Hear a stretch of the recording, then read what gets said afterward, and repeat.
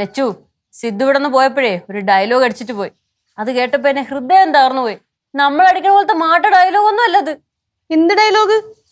സിദ്ധു ഇവളെ സ്വന്തം മോളെ പോലെയാണ് കാണുന്നത്. ഇതിനു മുന്നേ എന്റെ അടുത്ത് പറഞ്ഞിട്ടുണ്ട്. അന്നേരം ഞാനെന്താ പറയാന്നറിയോ? അതിനെ അടുപ്പിക്കാൻ കൊള്ളത്തില്ലാന്ന്.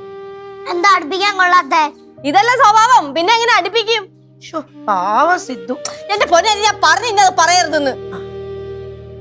പാവം സിദ്ധു. ഇനി ഈ ട്രോമയൊക്കെ ഒന്ന് കര കയറി വരാൻ എത്ര നാളെടുക്കും അറിയോ? നിനക്ക് സന്തോഷമായല്ലോ പാറു, സിദ്ധുനെ വിഷമിപ്പിച്ചപ്പോ. பாரு சித்துக்கு பாருன்னா எவ்வளவு பிடிக்கும் தெரியுமா உனக்கு? ഡയലോഗ് പറയരുതെന്ന്. அதில்ல, அதுக்கு சேர்த்து ஒண்ணு கூட சொல்றதுக்கு இருக்கு.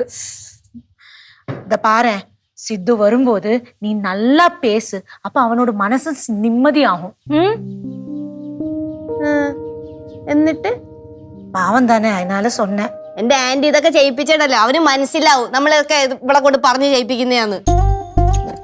ഇത് കണ്ട പാറുവിനെയാണ് വരച്ചത്.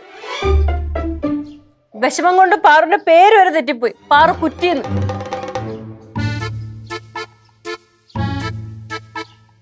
കണ്ട പാറു, സിദ്ധുവിന് നിന്റെ അടുത്തുള്ള ഇഷ്ടം കണ്ട, എന്നിട്ട് നീ അവന്റെ അടുത്ത് പെരുമാറുന്നതോ ഇങ്ങനെ?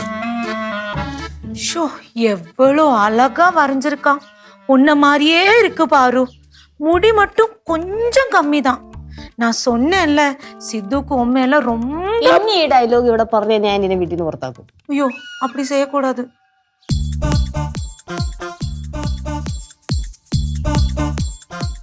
സൂക്ഷിച്ചു വച്ചോ. ഒരാളുടെ മനസ്സ് വേദനിച്ചിട്ടേ വരച്ചിട്ട് പോയതാണ്.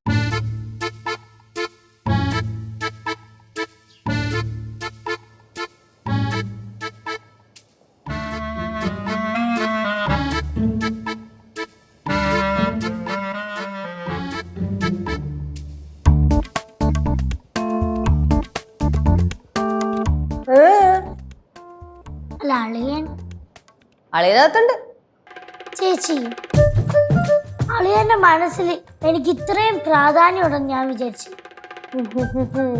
മോളെ എന്തിനുള്ള പുറപ്പാടായിരുന്നു? അളിയനെ വിളിച്ച് അളിയനെ സോപ്പിടാനുള്ള പുറപ്പാടായിരുന്നോ? അത് പോയി മോളെ, അതിനി നോക്കണ്ടെന്ന്. ഇനി അവൻ റിയാലിറ്റിയിലേക്ക് വരാനേ കുറേ സമയം എടുക്കും. ചേച്ചി, എനിക്ക് ഞാൻ അളിയന്റെ കാല് പിടിക്കാം. കാല് പിടിക്കാവുന്ന? കാല് പിടിച്ചിട്ട് കാര്യമുണ്ടോന്ന് എനിക്ക് അറിയാൻ പാടില്ല. വെയിറ്റ്, ഞാൻ ഒന്ന് ഡിസ്കസ് ചെയ്ത് നോക്കട്ടെ. അമ്മായിയേ, എന്താ ഇവിടെ ഒരാളെ ഞാൻ വേണമെങ്കിൽ അളിയന്റെ കൈയും കാലും പിടിക്കാമെന്ന്. ഓ, കൈയും കാലും പിടിക്കാന്നോ? അത്രയും താഴത്ത്? എന്നാലും എന്റെ കാര്യം ആലോചിച്ച് അളിയൻ ഇങ്ങനെ വിഷമിച്ചിടുന്ന എങ്ങനെയാ? ചേച്ചിയുടെ കാര്യം കല്ലിന്റെ കാര്യം ആണെങ്കിൽ ഓക്കെ. ഞാനാരാ? ഭാര്യയുടെ അനിയത്തി.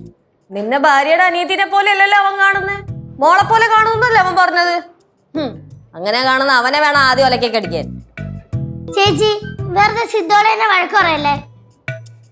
അല്ലെങ്കിൽ ഞാൻ ഒരു കാര്യം മനസ്സിലാക്കണേ. എന്ത് കാര്യം? അളിയൻ എനിക്ക് എന്തോരം സാധനങ്ങൾ മേടിച്ചായിരുന്നു.